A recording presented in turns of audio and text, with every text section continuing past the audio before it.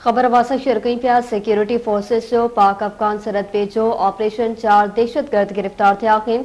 अवां खे आगाह कनि पिया ऑपरेशन 5 मार्च 2025 ते कयो पियो दहशतगर्दनि खे गिरफ्तार कयो वियो आहे। सरियनि मूजिब सिक्योरिटी फोर्सेस कार्रवाई दौरान 4 दहशतगर्दनि खे गिरफ्तार कयो। गिरफ्तार कयल दहशतगर्दनि वटां क्लाशनकोफ दस्ती बम हथ कया पिया।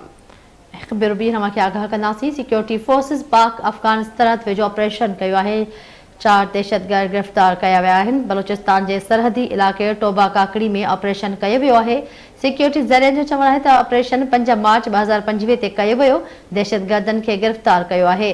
सिक्योरिटी फोर्सेस कार्रवाई दौरान 4 दहशतगर्दनि खे गिरफ्तार कयो आहे। ज़रियनि जो चवणु आहे त गिरफ्तार कयल दहशतगर्दनि वटां क्लाशनकोफ दस्ती बम हथ कया विया आहिनि।